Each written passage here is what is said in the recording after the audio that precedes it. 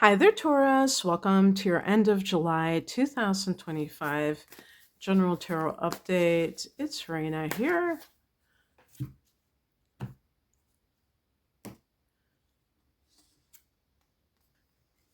The Wheel of Fortune. Wow. Two major arcana cards. Can we make it I was going to say, can we make it a 3? Yes, we can, apparently.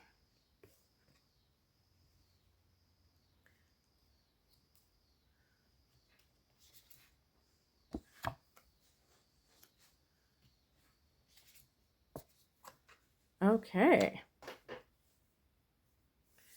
Wow.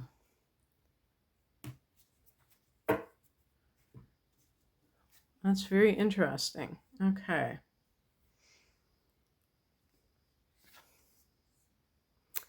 The heart of the matter is the Wheel of Fortune, and oh, there's your sign in the bottom left.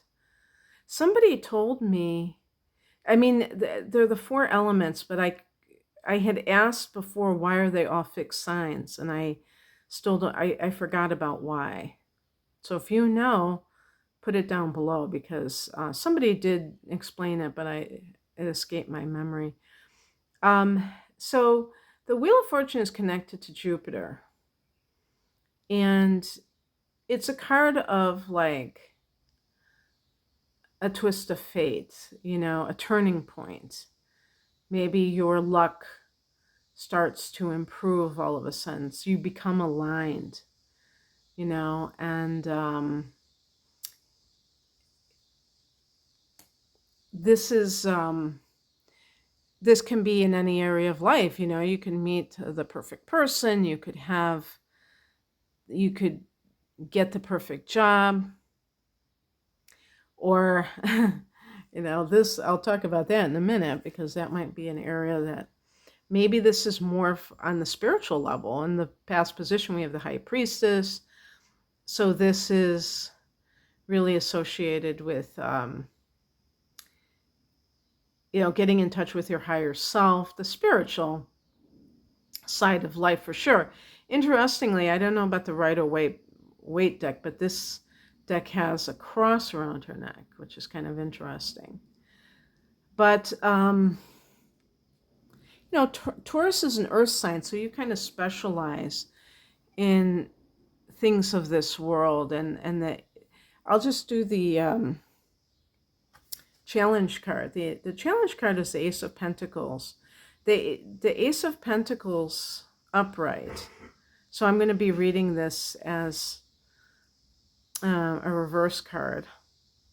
But in the upright position, you see that archway that is the portal to step through to this new level of maybe financial abundance. This can be a windfall that a person receives. It can be a new job. It can be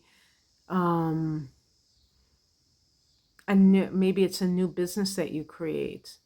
But this is in the challenge position. So something is blocking that. And I think that, and by the way, Pentacles relates to all the earth signs. So not, you, Virgo, Capricorn. And maybe one of the things that is happening is that you're going through some kind of spiritual awakening or transition. And that just isn't where your head is at. You just aren't, maybe you thought that was like the ultimate thing 6 months ago, and now you're like, you don't really care about it, because you're like, the the Wheel of Fortune is connected to Jupiter, like I said, and that rules the 9th house of astrology, which is Sagittarius. The High Priestess, is a spiritual figure, the feminine version of the Hierophant, or maybe the Hermit, or what have you. And then we have the higher message of the Death card, which is, of course, people automatically think of physical death, but this is about transformation. As a higher message, it's all about transformation, and that requires change. So something is changing within you, and that can make you less interested in the things that used to consume you. And so the fact that a pentacles, especially like an ace, which is a very good money card, is kind of challenging that wheel of fortune, can mean that maybe this blessing that has been bestowed upon you or will be, it's not really about the money. It's about something higher. And like if this is dealing with relationships, it might even be that you can't, because sometimes the wheel of fortune can even be like travel. Maybe there's somebody who lives far away that you want to be with, but you can't begin that relationship because the timing isn't right for some reason. There's something else that has to end first. Maybe it's a current relationship that you're in. So you have to clear the decks, in other words.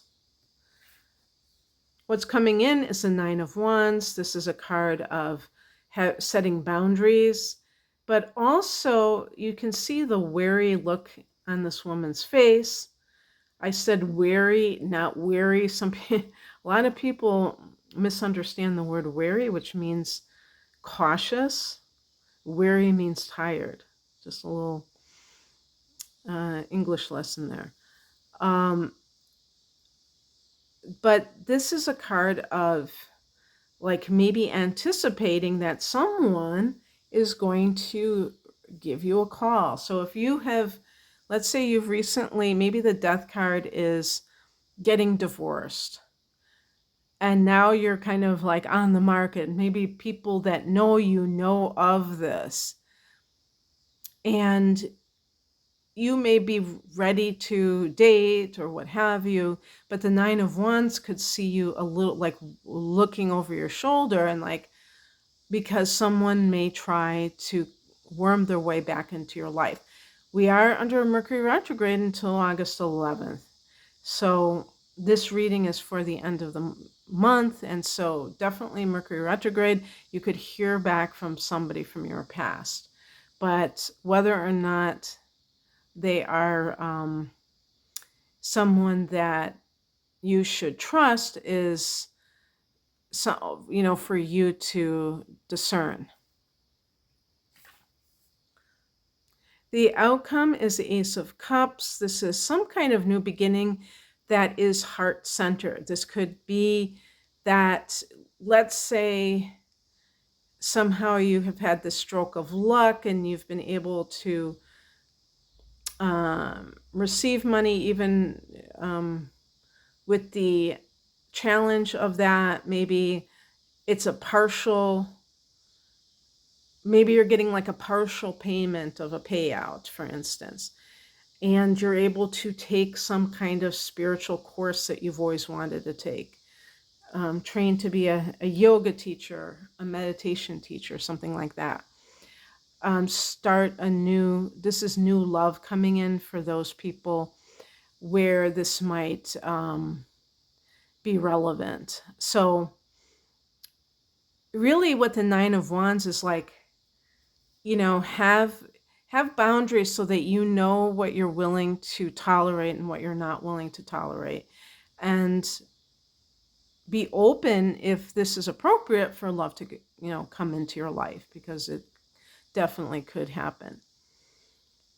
Alrighty then, that's what I have for you, Taurus. I hope that you resonate with this. If you would like an astrological reading, I do those, a lot of those different topics. I have package deals, the tarot or both. Please check out the link below. I'm at rainamoonastrology.com. Thanks for watching. Bye.